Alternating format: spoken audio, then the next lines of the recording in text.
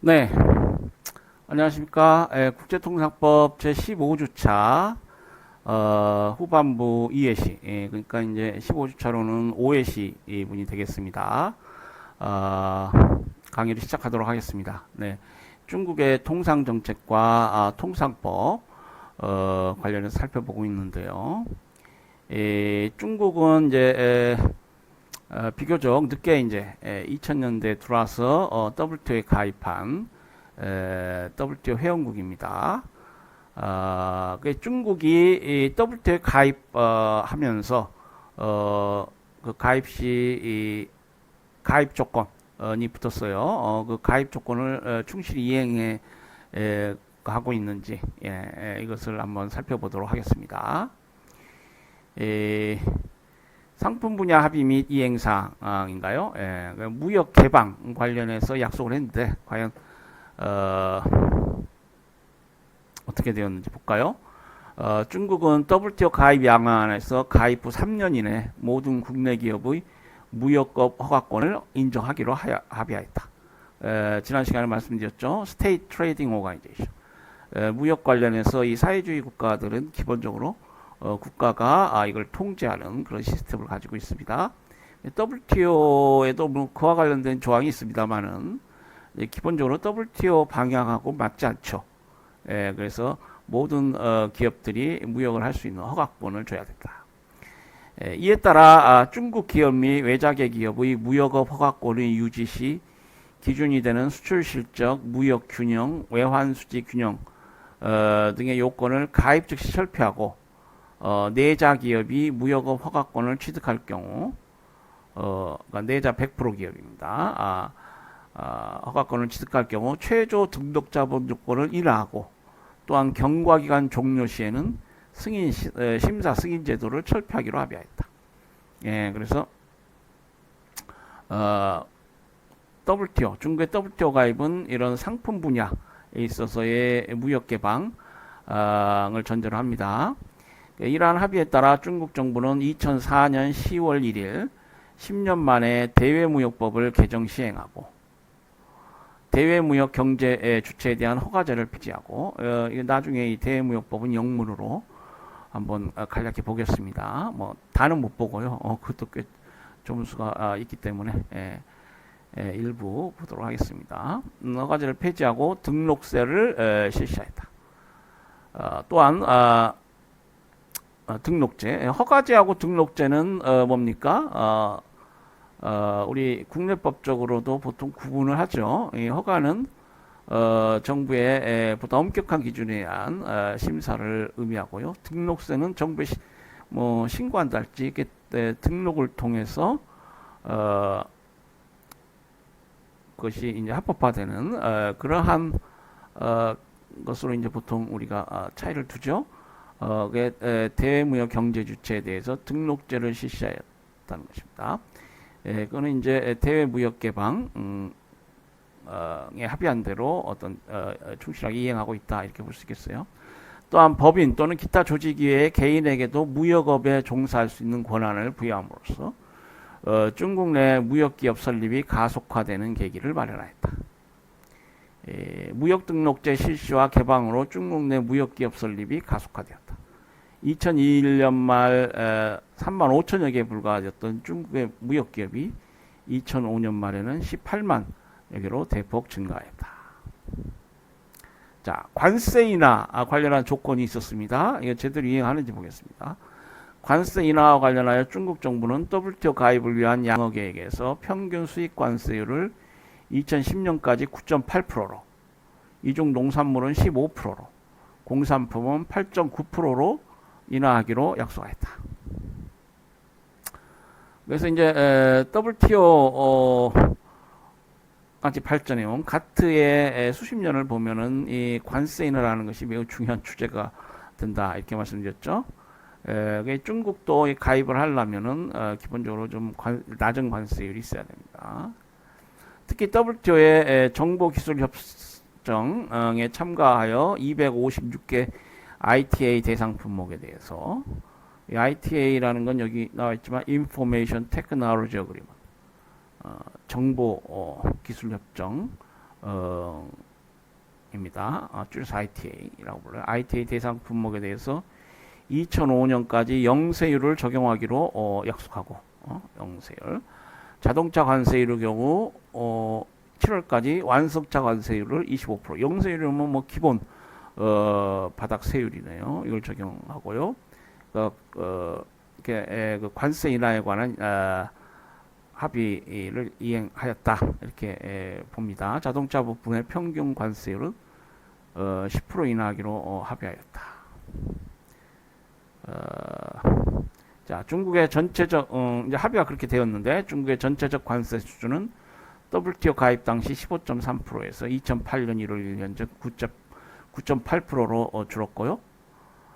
공산품의 평균 관세율은 14.8%에서 8.95%로 감소하였고 농산품은 같은 기간 23.2%에서 15.2%로 줄여 약속 이행에 관한 긍정적 평가를 받고 있다. 네. 2006년과 2007년 중국은 관세 인하, 비관세 장벽 철폐, 그러니까 관세 장벽, 비관세 장벽 이런 것들이 이제 WTO가 좋아하지 않는 것이죠. 그러니까 시장의 자유와 WTO는 기본적으로 시장의 자유와 비차별, 차별받지 않고 누구나 공정하게 경쟁할 수 있어야 된다. 소위 말씀드린 대로 이 자유와 비차별, 비차별은 뭐 평등이라고 할 수 있나요? 그러니까 근대 시민 민주주의 사회 자유시장 경제 체제를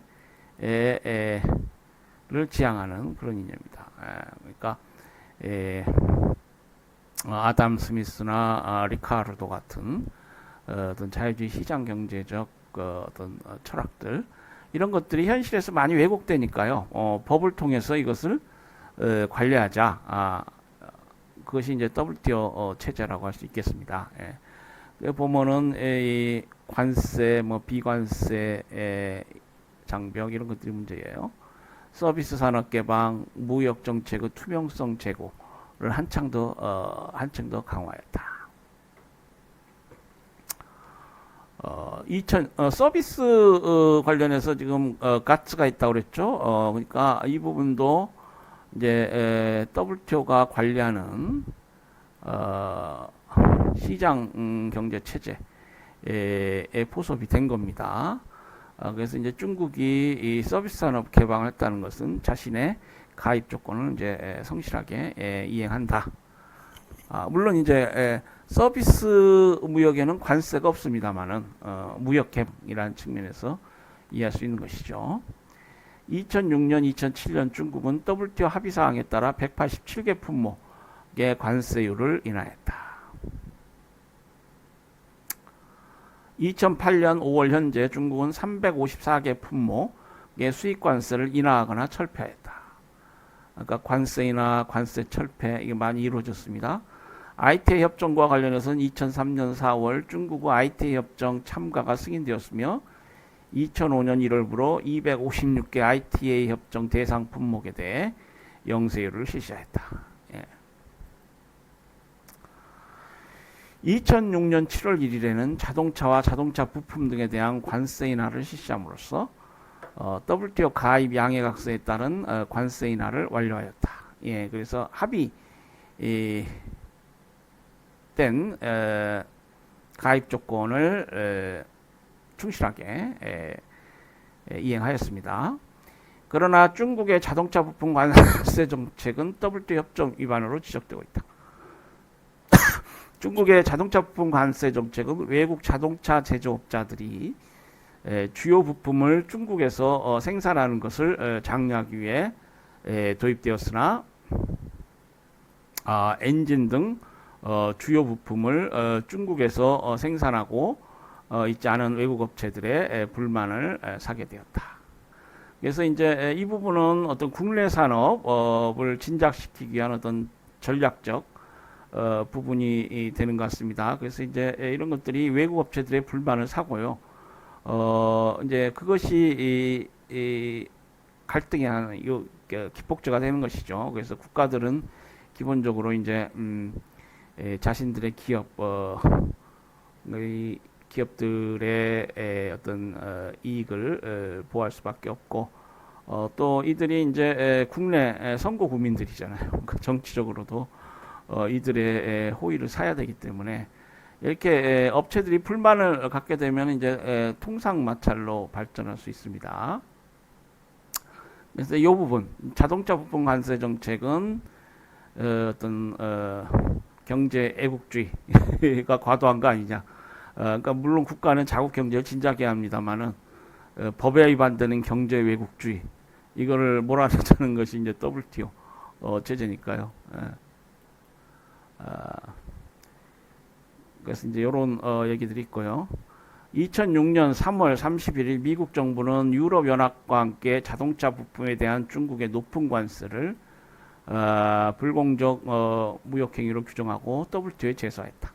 아까 그 자동차 부품 관련해서 좀 문제가 있다고 그랬는데 실제로 이게 마찰이 되어서 통상 갈등이 되어서 통상 마찰로 비하고 통상 갈등이 되어서 실제로 WTO에서 다투어졌습니다.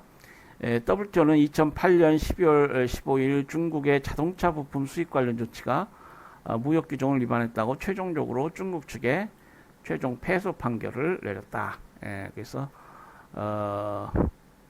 이 WTO는 말씀드린 대로 상당히 그 활성화된 국제 기구입니다. 분쟁 해결 절차에 관련해서 우리가 공부했지만은 뭐 DSU라는 이제 독립적인 아주 그 체계적이고 시한이 명료하게 설정된 그러한 분쟁 해결 협정이 마련되었고 거기에 따라서 굉장히 활발하게 지금 통상 갈등과 법 문제를 지금 다루고 있습니다. 자, 비관세 조치 철폐. 그러니까 이제 관세이나 다음으로 우리가 무역 문제 생각할 때 이제 비관세 장벽 문제. 이 비관세 초창기에는 이제 이 가트 WTO가 그 관세 인하에만 포커스를 맞췄는데 점점 세계적으로 뭐 신생 독립국들이 많아지고 민주주의가 발전하면서 법도 많아지고 뭐 그렇기 때문에 여러 가지 관세 이외에 기업들이 무역하기 힘든 환경들이 많다. 이제 그런 것들이 어떤 정도가 지나치면 장벽이 되고 비관세 장벽, non-tariff barrier가 됩니다. 그래서 이제 관세만이 문제가 아니다. 이런 인식하에 1970년대 1970년대면 7차 가트 다단 협상인가요? 60년대가 케네디 라운드고요. 그래서 케네디 라운드, 도쿄 라운드. 1970년대는 이제 일본 도쿄에서 그것이 다자간 협상이 이루어져서 도쿄 라운드라고 부릅니다. 그래서 WTO는 이제 기구론에서도 얘기했지만은 말씀드렸지만은 강요 회의가 최상급 기구고요. 이거는 임시적 성격의 기구입니다. 그리고 제너럴 카운슬이라고 불리는 일반 이사회가 있어요.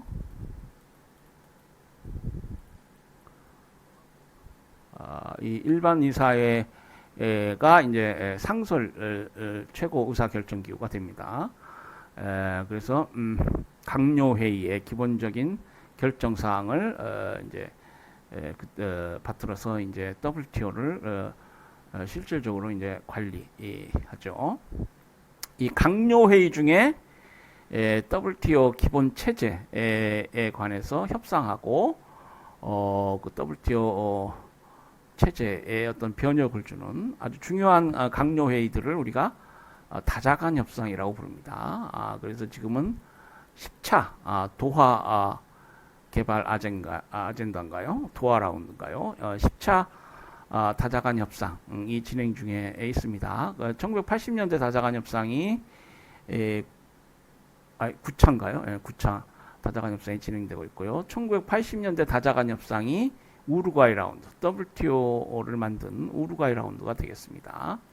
1970년대 다자간협상이 이제 도쿄 라운드인데 이 비관세 장벽은 이때서부터 도쿄 라운드 이래 이제 국제사회의 어떤 관심거리가 되었는데요. 자, 관세를 인하했으면 비관세 조치들을 철폐해야 됩니다. 중국은 WTO 가입 이전에는 비관세 조치를 통해 국내 시장을 보호해왔다. 그러나 WTO에 가입하면서 수입 쿼터, 수입 허가 등의 수입 제한 조치를 2005년까지 점진적으로 철폐하고 동시에 신규 도입을 금지하기로 합의하였다. 그래서 중국이 이제 비관세 조치 철폐에 관한 합의도 충실하게 이행하고 있다. 이제 그렇게 평가됩니다. 그러니까 이런 수입 쿼타, 수입 허가 이런 것들은 이제 양적 규제인데요. 우리 가트법상 가트 11조의 관세 이외의 어떤 양적 규제는 일반적으로 금지됩니다. 그런데 이제 거기엔 여러 가지 예외가 있고요.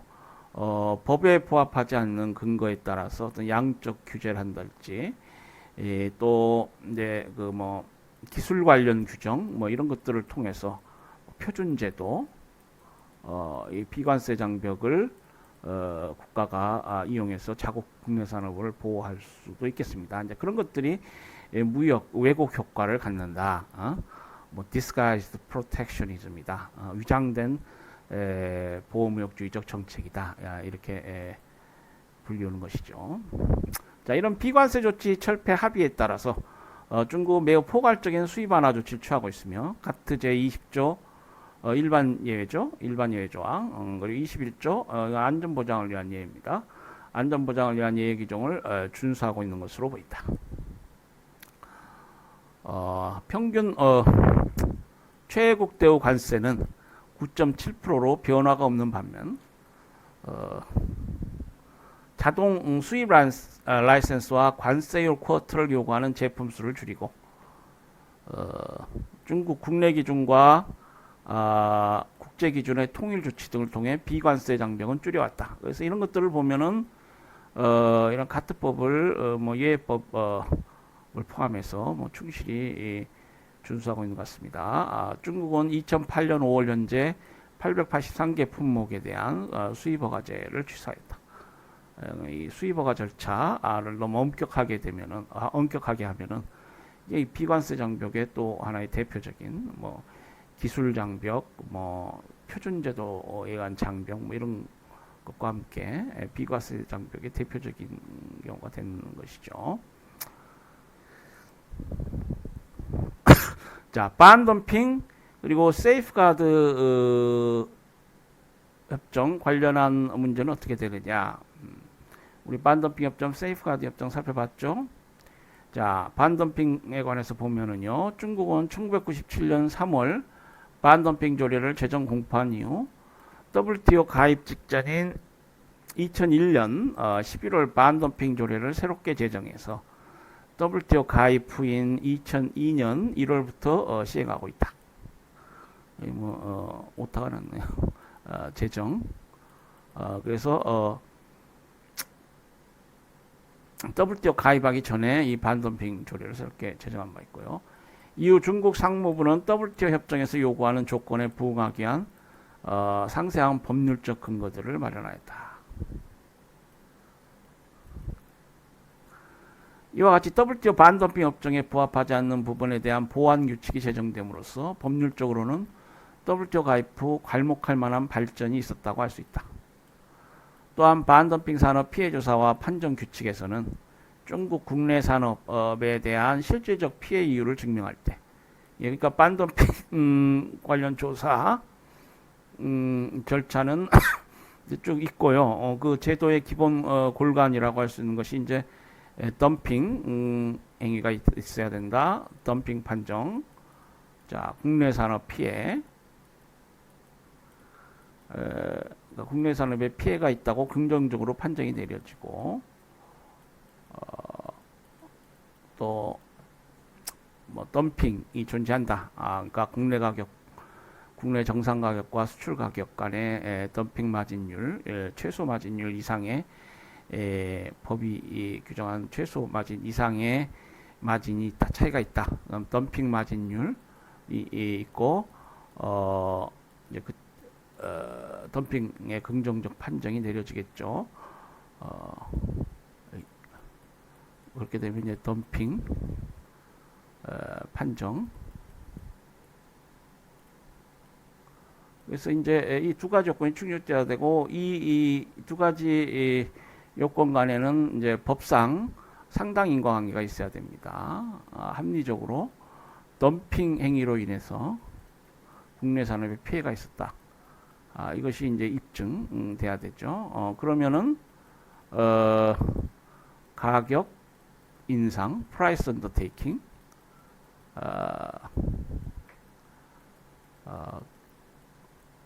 또는 이제 반덤핑 관세 부과로 절차가 종료되겠습니다. 반덤핑 관세를 부과하게 되겠습니다. 그래서 이런 요건들이 반덤핑 협정에 있고요. 이제 국내 반덤핑법에서는 보통 이러한 법리에 따라서 이제 법을 만들게 되는데요. 정확한 증거에 근거해야 하며 각 경제 지표와 그 요소에 대해 객관적으로 고려하여 덤핑 이외의 산업 피해 요소를 덤핑에 결부시켜서는 안 된다. 이게 그러니까 WTO 협정 취지를 충실하게 이렇게 반영하고 있습니다. 국내 산업에 대한 피해 판정에 있어서 이러한 문구를 두고 있고요. 법정을 두고 있습니다. 자, 전반적으로 중국은 WTO 규정을 바탕으로 반덤핑 관련 법률을 보완함으로써 WTO 반덤핑 합의 사항을 잘 이행했다는 평가를 받고 있다. 중국은 국내 산업을 보호하기 위해 반덤핑 조항을 적극 활용하고 있다. 아까 아까가 아니고 뭐 지난 시간인가요? 우리 일본 그리고 대한민국 관련해서 이 통계 수치 그림표를 봤죠. 일본의 경우에는 반덤핑 조항을 그렇게 적극 활용하고 있지 않는데 우리나라는 반덤핑은 좀 하고요. 보조금 뭐 그런 부분은 잘 발동하고 있지 않습니다. 긴급 수입 제한 조치 이런 부분은. 자, 2007년 12월 말 현재 중국이 제소한 138건 중에서 피제소국은 일본 27건, 한국 25건, 미국 20건. 138건이면은 꽤 발동하는 편이라고 보겠습니다. 대만 14건으로 이들 4개국이 61%를 차지하고 있다. 주로 이 동남아시아 국가들하고 많이 그러니까 일본을 포함해서 아시아 국가들 많이 교역을 하기 때문에 반덤핑 조치도 그런 나라들을 상대로 해서 많이 발동됩니다. 미국이 예외적으로 그러니까 이제 아페크를 통해서 미국도 이 태평양 연안 국가이기 때문에 중국과 물론 교역이 많죠. 이런 현실이고요. 한편 WTO 가입 이후 중국의 수출이 빠르게 증가하면서 중국을 대상으로 하는 반덤핑 제소도 크게 증가하고 있다. 2001년부터 2007년 말까지 WTO에 신고된 데이터를 기준으로 세계 각국이 중국을 대상으로 제소한 반덤핑 건수는 391건이었으며 이는 같은 기간 전 세계 반덤핑 제소 건수의 23.2%에 해당한다. 상당히 많네요. 전 세계라면은 뭐 지금 지구상에 WTO 회원국만 해도 지금 200개국 가까이, 200개국 가까이라고 하긴 뭐한가요? 하여튼 150 얼마 전에 156개국이었는데, 뭐 하여튼 가입 수가 꽤 되는데, 이제 1,684건이고요, 총. 그리고 이제 23.2%라면은 이제 중국에 대한 반덤핑 제소 건수가 상당히 많네요. 그중 2007년 중국을 대상으로 제소된 반덤핑 건수는 60건이었으며,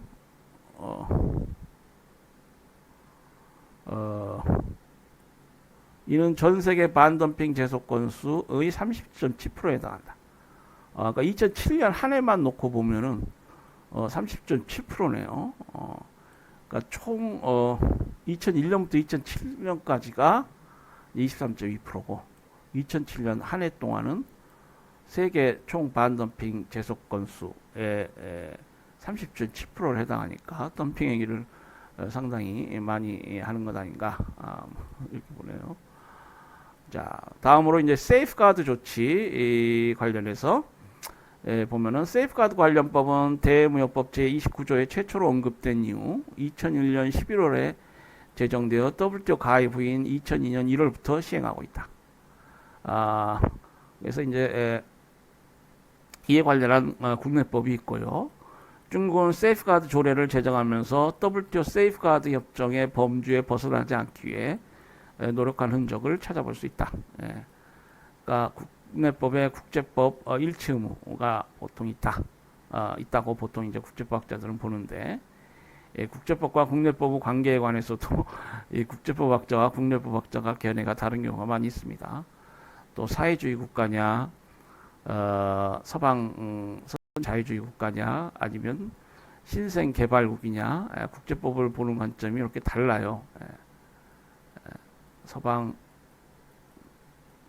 선진국이 보는 국제법, 그리고 사회주의 국가, 보통 사회주의 국가는 이제 2세계라고 부르죠. 중국은 이게 사회주의 국가인지 개발도상국인지 어디에 해당할 것 같아요. 그래서 우리 보통 이제 세계 체제론을 얘기하는 사람들이 서방 선진국은 제1세계, 퍼스트 월드라고 하죠. 사회주의 국가는 제2세계, 세컨드 월드, 개발도상국은 제3세계 이렇게 되는데 국제법을 바라보는 시각도 좀 다릅니다. 그러나 이제 보통 국제법학자들은 국내법의 국제법 일치 의무를 주장하고요. 국내법학자들은 또 어떤 경우에는 국내법 우위론, 헌법을 정점으로 한 국내법 우위론을 주장하기도 합니다. 이제 그것이 너무 과도하게 나가게 되면은 소위 결단주의적 헌법관, 독일식의 관방사법, 그리고 뭐 전수론, 국제법상 전수론 그런 생각들이 이제 나오게 되는 것이죠. 그리고 뭐 슈미트식의 결단주의 헌법관, 뭐 이런 것들은 이제 히틀러가 수권법을 통해서 독재를 수행하는데 기여했다, 뭐 이런 평가도 받고요. 이렇게 국제 평화, 그리고 국제법을 존중하는, 그래서 이제 그 전쟁 끝나고 나서 결국 현대헌법에서는 뭐 제6조 국제 평화주의, 뭐 국제법 존중주의, 뭐 현대헌법적 체계를 반성을 통해서 이제 만들게 되죠. 어쨌거나 중국은 이 통상법에 관련해서 쭉 설명을 보면은 우리 상당히 그 WTO법을 존중하고 거기에 일치하려고 노력하고 있는 것 같습니다. 자, 즉 산업피해 의무의 결정과 관련하여 WTO 협정에서 요구하고 있는 산업피해 판정 시 고려해야 하는 요소와 심각한 피해 및 심각한 피해의 위협의 정의를 그대로 따르고 있다.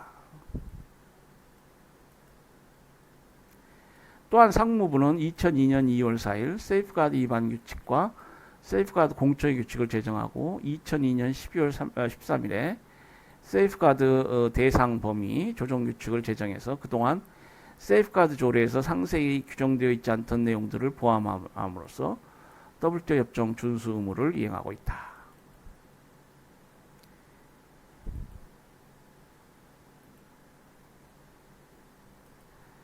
예. 자, 우리 트립스 협정이 있다고 그랬죠? 이 지식재산권 관련한 협정이 있는데, 이 WTO 체제하에서 어떤 회원국이라면 지식재산권 보호에 관한 일정한 수준을 갖춰야 됩니다. 중국 정부는 이제 최근 가입국이라고 할 수 있는데요. 이 지식재산권 보호에 관한 최근 동향을 보겠습니다. 2001년 WTO 가입 준비 과정에서 특허법을 개정하는 등 지적재산권 관련법을 WTO의 무역 관련 지적재산권 협정에 맞춰 대폭 수정했다. 이렇게 돼 있고요. 개정특허법은 특허권을 침해한 제품의 사용자나 제품의 정당한 유통 경로를 증명할 수 없을 경우 처벌하도록 했다. 그래서 이 트레이드 릴레이티드 그러니까 이제 WTO는 기본적으로 이제 무역 관리 체제니까요. 지적재산권 보호는 무역에 관련한 범위 내에서만 갖습니다. 그러니까 국제기구는 전문성의 원칙에 따라서 자신들의 설립 목적, 그러니까 국내법상 법인 비슷합니다. 설립 목적에 구속되고 뭐 지금 신통상협상 의제라고 해서 뉴 라운드, 도하 개발 아젠다, 도하 라운드에서 계속 논의되고 있습니다만은 뭐 환경 문제, 노동 문제, 뭐 공무원 부정 부패 문제, 뭐 이런 공정 경쟁, 컴퍼티션 라운드라고 부르죠. 뭐 이런 것들이 이제 무역과 관련 있는 부분을 이제 WTO들이 어떻게 다룰 것이냐. 그래서 이 무역은 이제 말씀드린 대로 실물 경제 영역이고요. 국제사회의 실물 경제 영역이고, 이 경제라는 것은 우리 여러분도 뭐 느끼시지만은 굉장히 우리 현실에 관련해서 중요한 의미를 갖고 이게 사실 WTO가 다른 국제기구에 비해서 활발하게 활동하고 있죠. 그래서 굉장히 파워풀하다. 그래서 이제 앞으로 이 WTO 체제가 얼마나 발전할지 뭐 이런 것들도 한번 생각해 봐야 됩니다. 자, 시간이 됐군요. 뭐 여기까지 하고요. 잠시 후에 마지막 3회차, 6회차 시 15주 6회차 시에서 뵙도록 하겠습니다. 강의 들으라고 수고하셨습니다. 잠시 후에 뵙겠습니다.